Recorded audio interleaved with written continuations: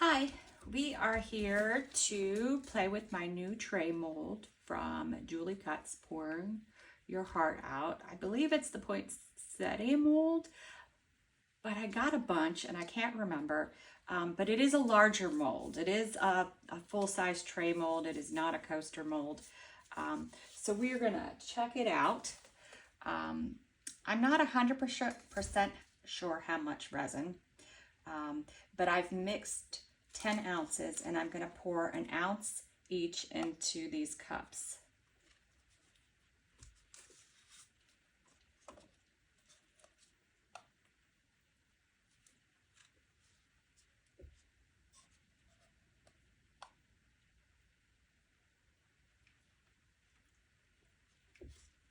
What I'm going to do is my version of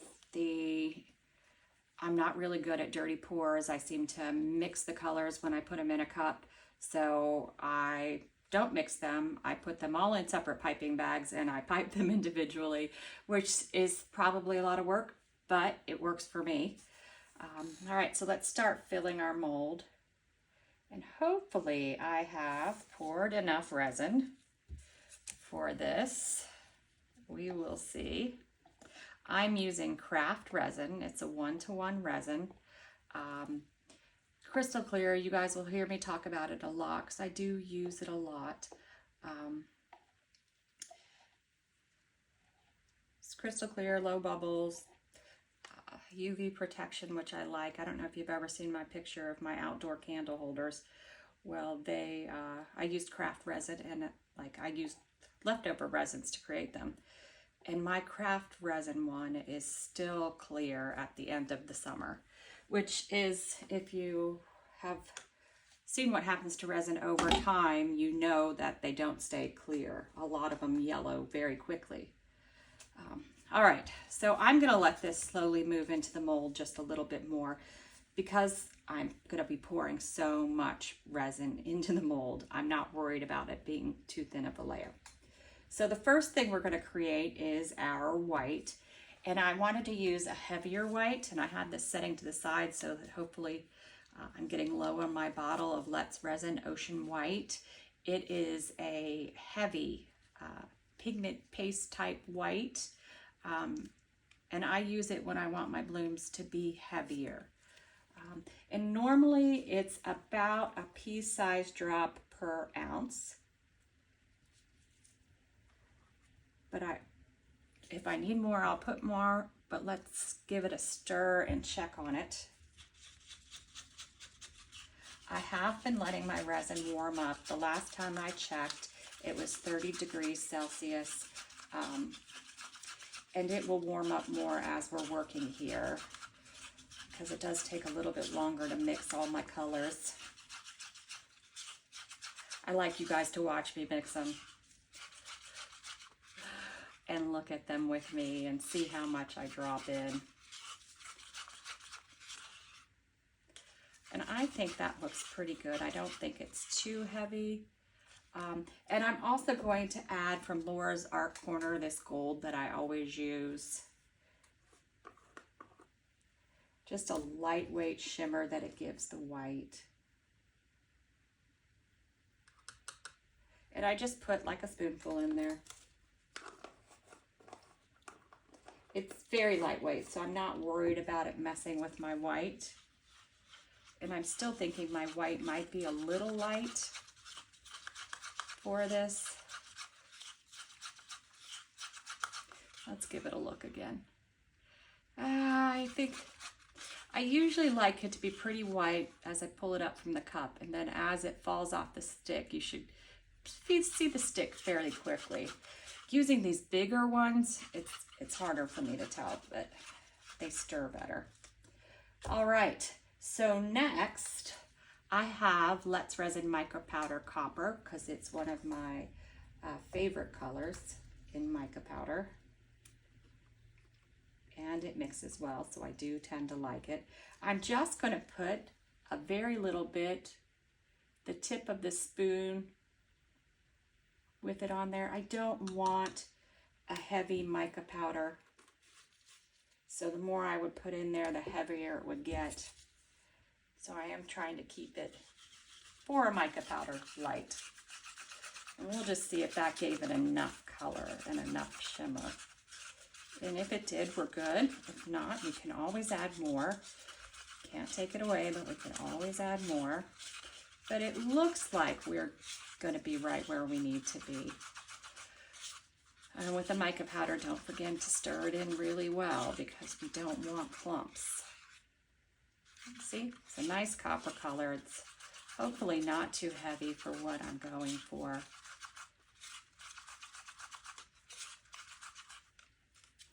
All right, last but not least is our transparent color, and I'm doing Octopus Fluids Resin Ink Aronia, I think is how you say it.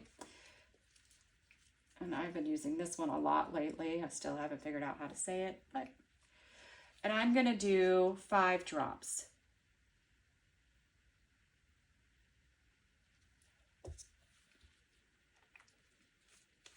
Been in a purple mood lately.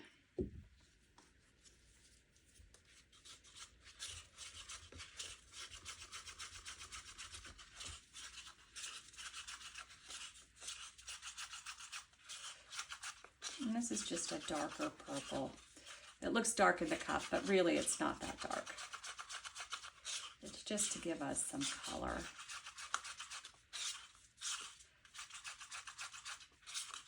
Making sure it's mixed good. All right, and now I do see I might need to do a little bit of moving to send the resin into some little corners and into the mold a little more. Then we're going to check on the temperature of the resin because it is getting pretty thick. So I think we're where we need to be for this.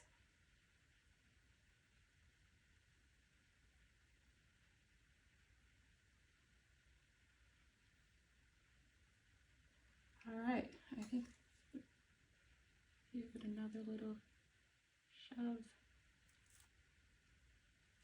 All right, so that looks good. Now it's piping bag time. So I have my 6-ounce cups, my 8-inch piping bags, and I'm gonna put them all in the cups.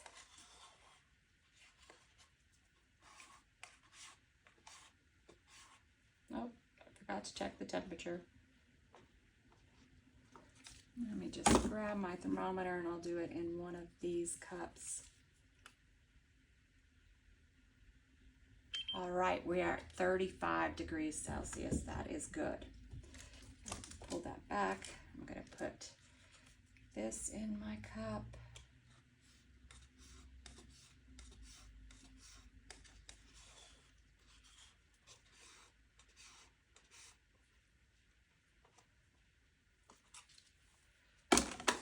And then our purple.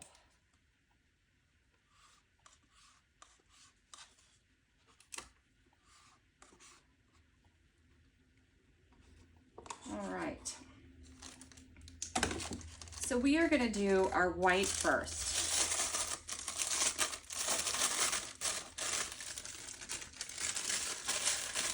And I probably let it get a little warm for this. I probably, anytime you have a big tray, letting the resin get really warm sometimes impacts how the middle blooms. So we'll see how it goes. Now for the white, I'm going to do a decent sized snip because I want the white to be heavier. You can see that. But that's what I'm doing for my white. And then I always forget the baby white. So I'm going to pull one of those out now.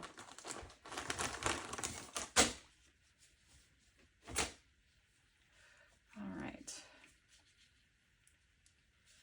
So now I'm going to do my white. Now I am not going to go around the edge of the mold because I am going to draw it when I do my outlines into the edges of the mold. So I am just doing a spiral, but I am doing a kind of thick. Look how thick I'm doing.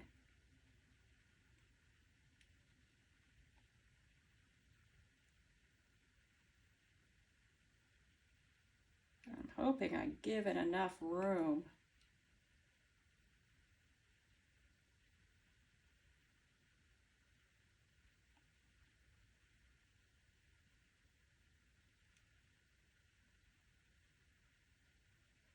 All right, I think that may be all that we can do with the white. All right, oops, I'm going to do this one next.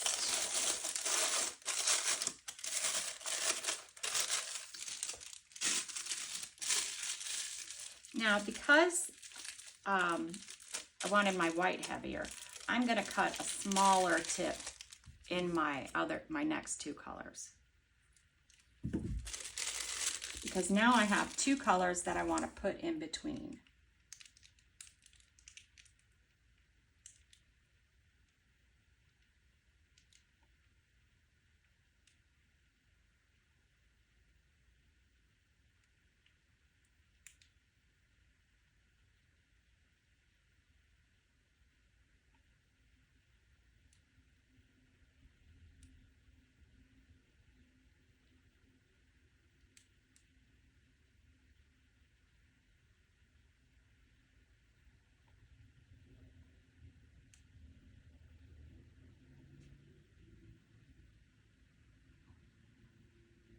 I am trying to speed up because my white is blooming and I don't want to lose my space to put my colors. All right, next.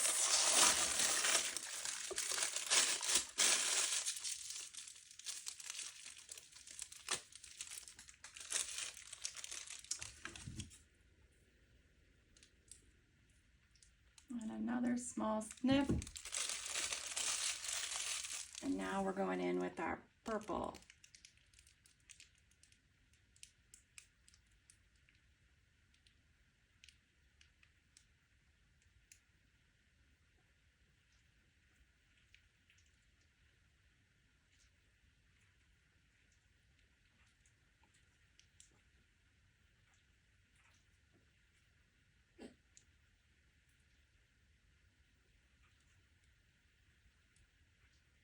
You can see it's closed up a little on me, but the purple is pushing it down a bit. All right, so the next thing I'm going to do is I am going to add just a little flourish of the purple.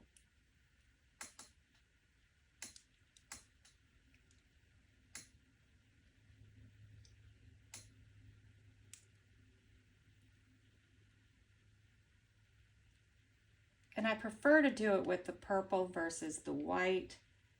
I don't have to worry about blobs with the purple. And then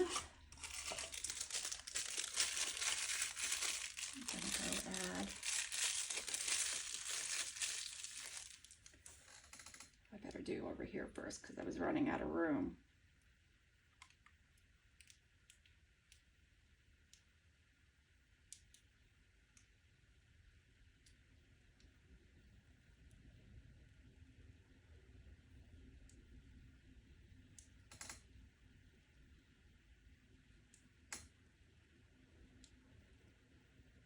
Get moving though.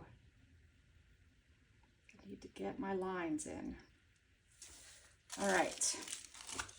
So that part is done, and now we just need to draw our lines.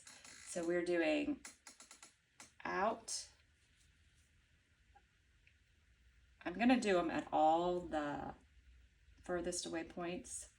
I don't know why I skipped that one.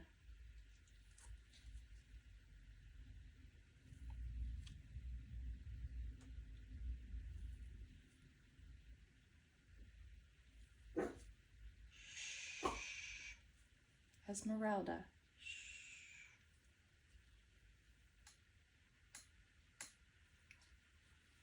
And then just to give it a little something more than just those lines, I'm gonna do some ends. And they're gonna be between the two lines.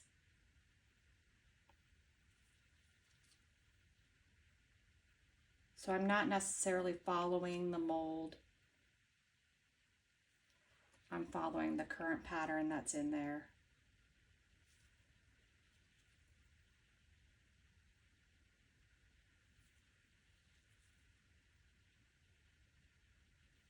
And you could sort of see how close in the bloom isn't blooming yet.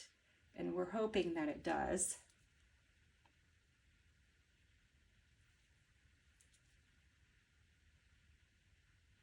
And then my last one, I'm going to swirl.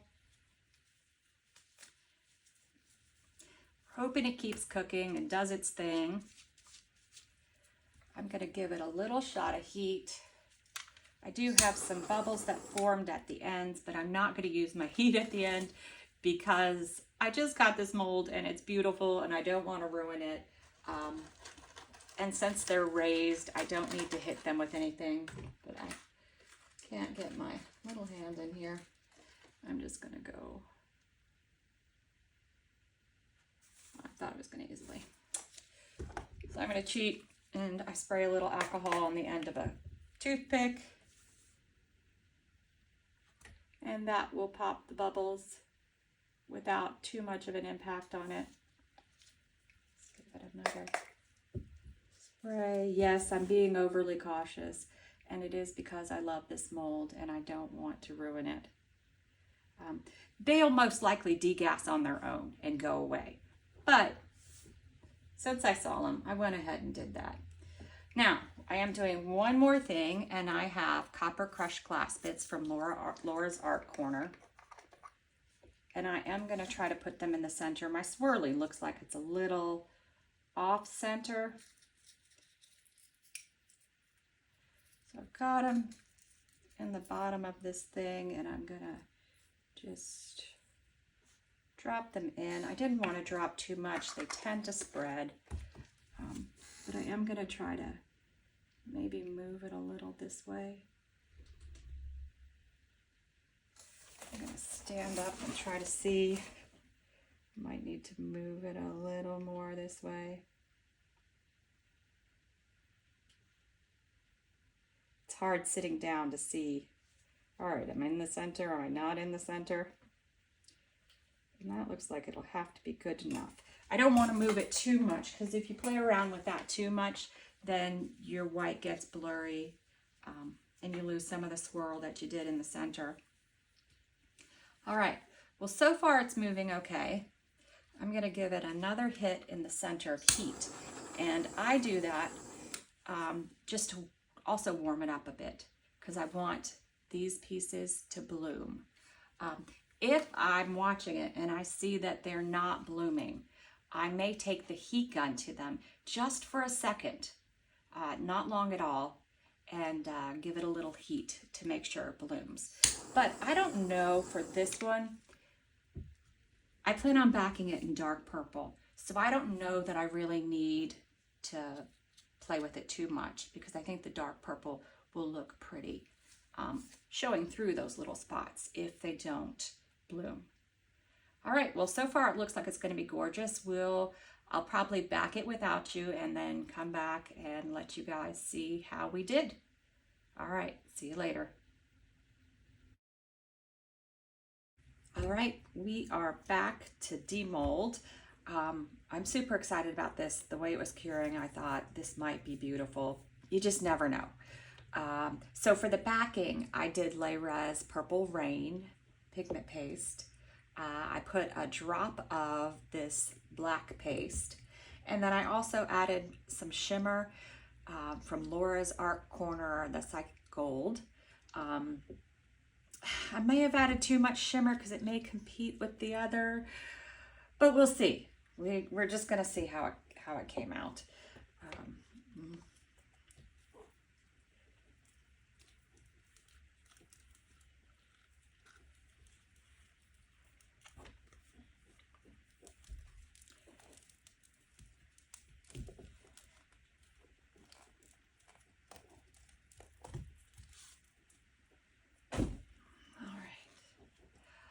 Oh, that is gorgeous. Oh, the one thing I did see while it was curing is that my center was a little off center. Um, but I still absolutely adore it. I'll do a better job with my center in the future, but I'm definitely going to be doing this again. It just came out gorgeous and dimensional.